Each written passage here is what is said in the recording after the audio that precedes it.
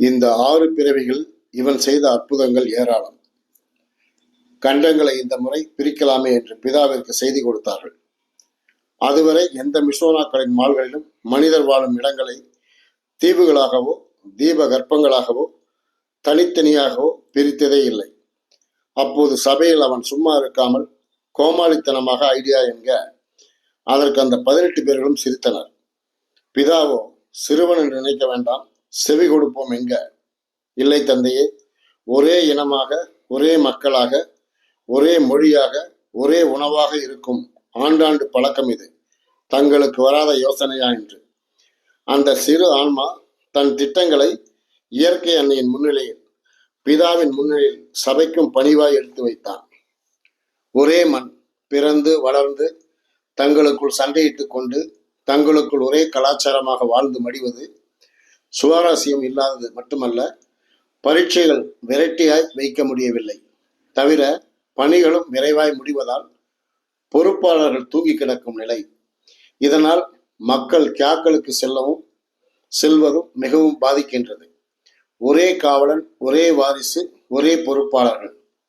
இவை எண்ணற்ற முறையில் தியாகத்தின் உச்சியில் இருக்கும் ஆன்மாக்களுக்கு மேலேயும் செல்ல மனமில்லை, எங்கும் பணியில்லை.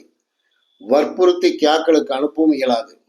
9ஆம் பிறவி 10ஆம் பிறவிக்கும் வழியில்லை. கண்டங்களாய் நிலப்பகுதியை பிரிப்போமாயின் பிற மொழிகளை இங்கு அறிமுகம் செய்யலாம் என்க நான் கோமாளித்தனத்தின் எல்லை என்றேன். காரணம், பிற மொழிகள் ஒரு கியாவிலிருந்து இன்னொரு கியாவிற்கு கேட்டு பெறுவது காமின்ஸிலேயே நடந்ததில்லை. எனவே ஆணித்தரமாய் கூறினேன். பிதாவோ புருவம் உயர்த்தினார்.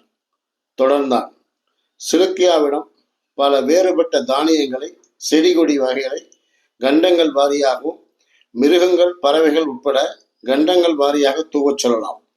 அதேபோல் கண்டங்கள் வாரியாக உருவங்களையும் வேறுபடுத்தி அனுப்பலாம். உதாரணமாக ஜப்பான் இன மக்களைப் போல் வரைந்தும் காட்டினான்.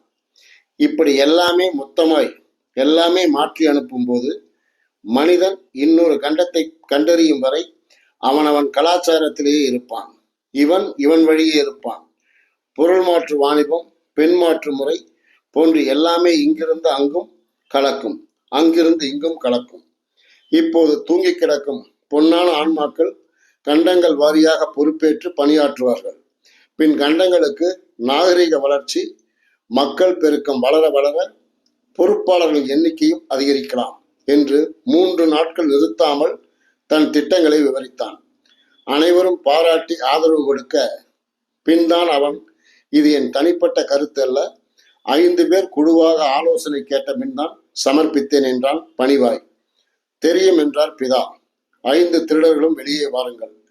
வந்தார்கள். எனக்கு சிறு அதிர்ச்சி, காட்டிக்கொள்ளாமல் யோசித்து செய்யுங்கள் என்றேன். அதே சமயம் கேட்க நன்றாக இருந்த அந்த திட்டம் செயல்படுத்துவது எவ்வளவு கடினம் என்று யோசித்தார் பிதா. அதற்கு முந்தைய பிதாக்களிடம் ஆலோசனை கேட்டார். மிசோனாவாக சுற்றித் திரிந்து கோரிக்கை விடுத்தார். சிலர் சரிப்பட்டு வராது என்க பல மிசோனாக்கள் ஆதரவு கொடுக்க மிக மிக யோசித்து ஆதரவு கொடுத்த மிசோனாக்களை ஒன்று சேர்த்தார். பின் சினிக்கும்பே வாடியாவின் பார்வைக்கு அனுப்பினார். பரிசீலனை செய்தது. கண்டனம் தெரிவிக்கவில்லை. அதுவே முதல் வெற்றிதான். அது 5 வருடங்கள் கோரிக்கையை முடக்கி வைத்து முன்விளைவுகள் பின்விளைவுகள் ஆகியவற்றை ஆராய்ந்து அனுமதி அளித்தது. ஒரு நிபந்தனையும் வைத்தது. திட்டங்கள் தீட்டிய 6 பொறுப்பாளர்களும் இதை முடித்து காட்ட வேண்டும். தோற்றால் மீண்டும் புது ஆன்மாவாய் பிறக்க வேண்டும் என்க நொடியில் யோசிக்காமல் இயற்கை அன்னையின் துணையோடு அந்த விபரீத விளையாட்டில் இறங்கினார்கள். பூமியை பிளப்பதற்கு சமமல்லவா? ஆனால் அதை இன்ச் பை இன்ச்சாக கூறு போட்டு இயற்கை அன்னையின் மிகப்பெரிய சக்தியான வலிமா என்ற சக்தியின் துணை கொண்டு நகர்த்தும் பணி உருவாயிற்று. ஆனாலும் தமிழ் மொழி மட்டும் இருந்த லோகோவில் பிற மொழிகள் தோன்ற துவங்கின. பொறுப்பாளர்கள் கேட்டு பெற்று பிறக்கச் செய்து, இன்னாருக்கு இந்த உருவம், அந்த உருவத்திற்கு பொருந்தும் மொழி கலாச்சாரம். 6 பேரும் 6 கண்டங்களில் முதலாய் பொறுப்பேற்று இப்படித்தான் பணியாற்ற வேண்டும், டிபிக்கள் பொறுப்பாளர்களை கண்டுபிடித்தல் போன்ற பணிகளை மளமளவென்று நடந்தது. அன்று நான் கோமாளி போன்று அதே சமயம் மரியாதையை பிறந்து மேலே செல்ல ஆரம்பித்தேன். இப்போது கணக்கு தீர்ப்பு யுகம். இப்போது இறுதியாய் பிறந்து மரியாதையாய் கணக்குகள் முடித்து பணியில் அமர்ந்து விட்டேன். அந்த சிறுவன் தன் 7வது பிறவியில் அசத்தி இன்று வரை மக்களின் மனதில் குடிகொண்டிருக்கிறான். அவன் யார்? இதோ சரவண பவா. சஷ்டன், ரம்சன், வல்லன், நந்தன், பந்திரன், பஸ்டன், அசோகர்.